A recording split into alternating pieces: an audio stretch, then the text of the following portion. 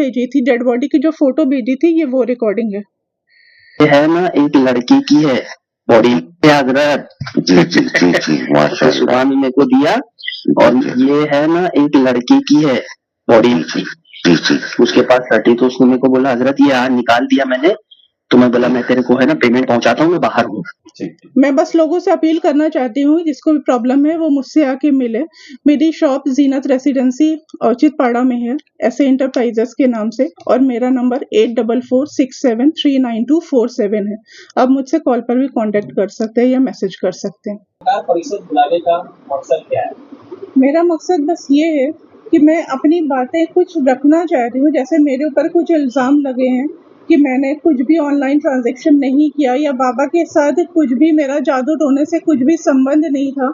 तो जो मेरे पास सबूत है, इनकी कॉल रिकॉर्डिंग है, मेरा बैंक स्टेटमेंट है जो कि कोर्ट में नहीं गया था, तो वो मैं सब दिखाना चाह रही हूँ, मैं लोगों को बताना चाह रही हूँ। कुछ कमेंट ऐसे भी आए कि लोगों ने मुझसे ये बोला, मेरे ऊपर ये इल्ज़ाम लगाया गया कि मेरी फैमिली मैनेज हो चुकी है, लेकिन ऐसा कुछ भी नहीं है। हम लोग मैनेज नहीं हुए, मैं अपनी लड़ाई लड़ रही हूँ। ये केस कोर्ट में जाएगा और कोर्ट से मुझे पूरी उम्मीद है कि मुझे इंसाफ मिलेगा। और मैं अभी जब चार्जशीट फाइल होगी, हम लोगों का केस स्टार्ट होगा, फिर मुझे पूरी उम्मीद है, मैं अपनी सारी बातें सबूत में रखूंगी उसमें, तो मुझे पूरी उम्मीद है कि मुझे कोर्ट से इंसाफ मिलेगा। मैडम, जैसे कि आपने कहा कि आपके पास कुछ और भी उस तरह से दस्तावेज हैं और रिकॉर्डिंग की, आपने एक एफआईआर करने के समय क्यों नहीं जमा किया था? क्या एफआईआर करने के टाइम पे मैंने किया था, मैंने वहां पर पुलिस को ये सारी सुनाई थी, इसी बेसिस पर उन्होंने उसको अरेस्ट किया था वहां पर। कोर्ट में पेश नहीं किया? कोर्ट में अभी सब पेश हो गई, ये सारे सबूत पुलिस के पास हैं। जब चार्जशीट फाइल होगी तो ये सारे सबूत पुलिस पेश करेगी वहां पर। मैडम, बाबा ने जिस तरह से बेल होने के बाद बाहर कुछ पत्रकारों को अपना स्पष्टीकरण देते हुए कहा कि कोई ऑनलाइन ट्रांजैक्शन का कोई मामला नहीं था, बल्कि आपको जो 3 लाख रुपया है जो आपने रिटर्न कर रहा था पैसा, वो 3 लाख रुपया आपको माल भरने के लिए बाबा ने पैसा दिया था, ऐसा बाबा का कहना है। हाँ ठीक है, आपको ऐसा वापस वो बात तो मैं मानती हूँ कि उन्होंने माल भरने के लिए मुझे दिया था, लेकिन ये सामान का पैसा, ये बात हम लोग की नवंबर में हुई थी, नवंबर 2023 में हुई थी, तो तभी से हम लोगों ने पैसे देने स्टार्ट किए थे। उनका जो ट्रांजैक्शन है वो तो फरवरी से स्टार्ट हुआ है। अच्छा, बाबा का ट्रांजैक्शन मतलब बाबा को आपने पैसा देना वापस देना स्टार्ट किया फरवरी से? नहीं, नवंबर से स्टार्ट किया, नवंबर से 2023 से स्टार्ट किया है, और उनका जो ट्रांजैक्शन है वो 2024 फरवरी से है। तो वो तो मेरे बैंक स्टेटमेंट में है कि पहला हमने 30 नवंबर को स्टार्ट किया, 18,000 का पहला पेमेंट उनको दिया, और ये सामान के लिए ही उनको दिया था मैंने। और उन्होंने जो मुझे दिया वो 70,000 मुझे 3 फरवरी को दिया पहला पेमेंट। तो अब फरवरी को बाबा ने आपको पैसा दिया माल भरने के लिए, और नवंबर से पैसा वसूल रहा, मतलब 4 महीना पहले से पैसा वसूला जा रहा है, ऐसा मामला आप बता रहे हो? जी बिल्कुल। तो मतलब बाबा का कहना झूठ है? हाँ, ये बिल्कुल झूठ है। उन्होंने ये बोला कि ऑनलाइन ट्रांजैक्शन कुछ भी नहीं है, जबकि ये HDFC का बैंक स्टेटमेंट है, मेरी फर्म के अकाउंट का है। तो उसमें मैं दिखा दूं कि ये पहला पेमेंट 18,000 का है, 30 तारीख का, 30 नवंबर का 18,000 मैंने उनको दिया।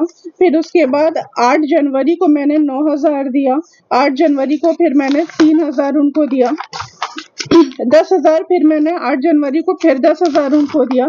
इस तरह से ये पूरा ट्रांजैक्शन है। 1,91,000 मैं उनको दे चुकी थी, और उसके बदले में उन्होंने 256 दिया था मुझे, कुछ प्रोसेसिंग फीस इंटरेस्ट पहले से काट के उतना दिया था। 3 लाख बोला था, लेकिन पहले से उन्होंने काट के वो सारे पैसे दिए थे मुझे। 3 लाख आपको उन्होंने माल भरने के लिए देने बोला था, उसमें से पहले से बाबा ने पहले से इंटरेस्ट के पैसा पहले ही काट लिया था उन्होंने। ब्याज पे पैसा दे देते हो? हाँ, ब्याज पे दे रहे थे, 27,000 पर मंथ वो मुझसे ब्याज ले रहे थे इसका। नहीं, तो पूरे मामले में जो बात सामने आई है वो ये है कि आपने कोई ट्रांजैक्शन किया ही नहीं, मतलब बाबा से आपका कोई लेन देन हुआ नहीं है। मतलब ये जो 3 लाख के अलावा जी आपका और क्या लेन देन हुआ है बाबा के साथ? मतलब जो पूरा सर, जो 8 लाख में डील हुई थी, 8 लाख में उस सामान के लिए डील हुई थी, और जो बड़े बड़े अमाउंट थे वो कुछ भी वो ऑनलाइन नहीं ले रहे थे।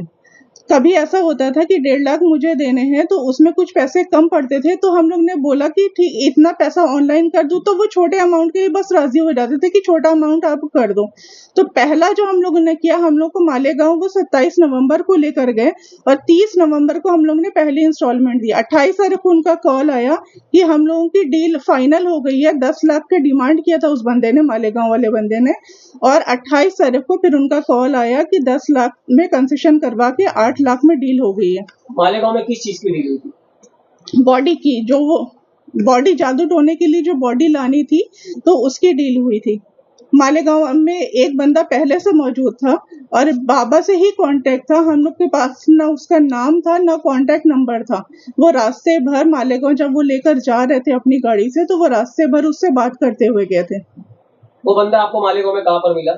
मालेगांव बस स्टॉप के सामने एक लॉज था, वहां पर था वो। क्या वो बंदा मालेगांव का ही रहने वाला है? ऐसा बताया गया कि मालेगांव का रहने वाला है वो। क्या पुलिस ने उसको अरेस्ट किया?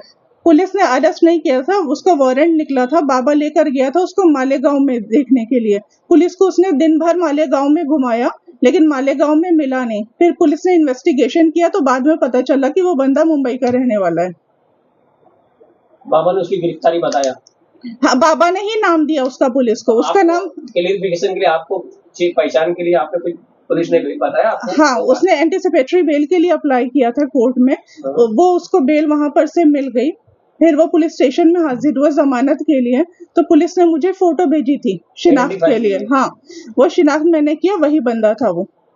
इस मामले में क्या कहना चाहेंगे? जिस तरह से बाबा मतलब जमानत पर निकलने के बाद उन्होंने कहा कि इस तरह की किसी वारदात में आप उन्हें बदनाम कर रहे हैं, तो क्या मतलब इसके पीछे क्या कारण बताइए?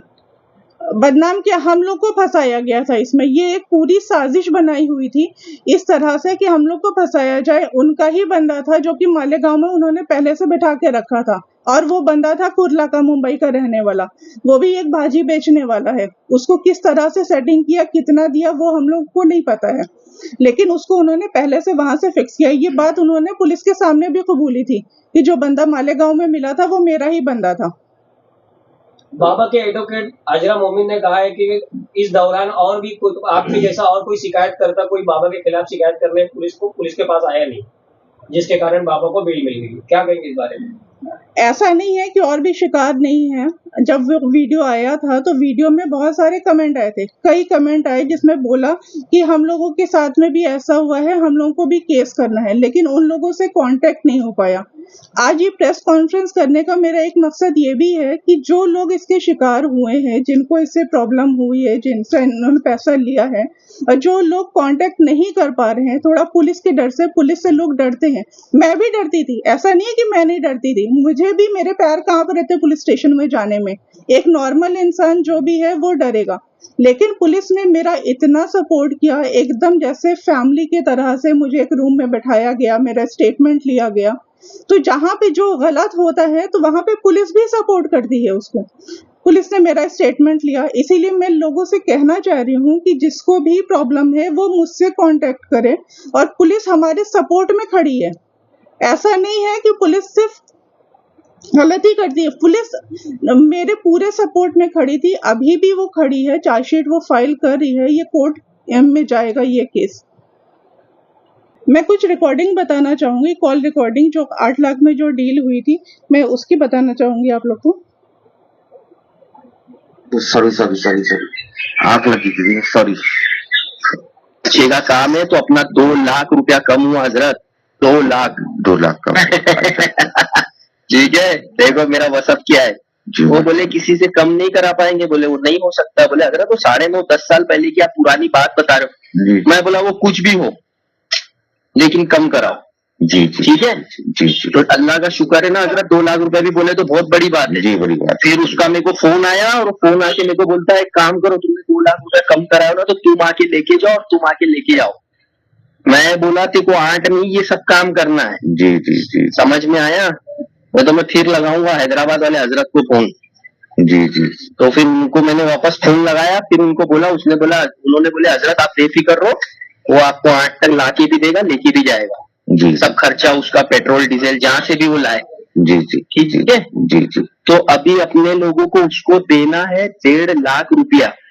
ठीक है जी। हाँ, तब वो काम करके पटा के आएगा, फिर हमें देना है 2.5 लाख रुपया उसको। 2.5 और 1.5 कितना हुआ हजरत? 4।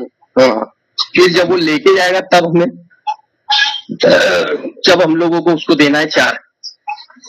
जी जी ठीक है जी। अब बताओ कि कैसे का प्लान करना है। भाभी माँ कहाँ है? भाभी माँ दुकान पे है हाँ, और आती होंगी, बाहर ही होंगी। कल क्या बात की तुम लोगों ने, क्या कल डिसाइड हम हुआ? लोग ने डिसाइड बहुत हमने सब लिख के रखा है कि कैसे कैसे करना है, देना है, लेकिन हिसाब हमारे पास बन नहीं पा रहा दादा। ये लोन ये बस हम लोन हो जाता तो कुछ पैसा वो लोग अब जब सामान की उसने फोटो भेजी थी, डेड बॉडी की जो फोटो भेजी थी, ये वो रिकॉर्डिंग है। ये है ना, एक लड़के की है बॉडी हजरत।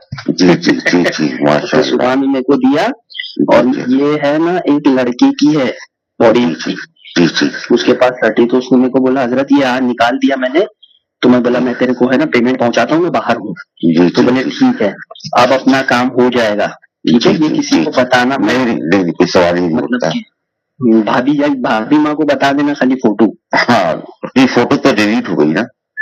मैं भेजता हूँ आपको, ठीक है जी वो भाभी को बता देना, और आज शाम में काम पटा दो आप। जी जी ठीक है? जी जी जी जी। चलिए अल्लाह हाफिज़। जी अल्लाह हाफिज़। कौन कौन बात फोन पे कौन कौन हो रही है, बाबा की हस्बैंड से बात हो रही है, उनके नंबर पर कॉल आया था। है?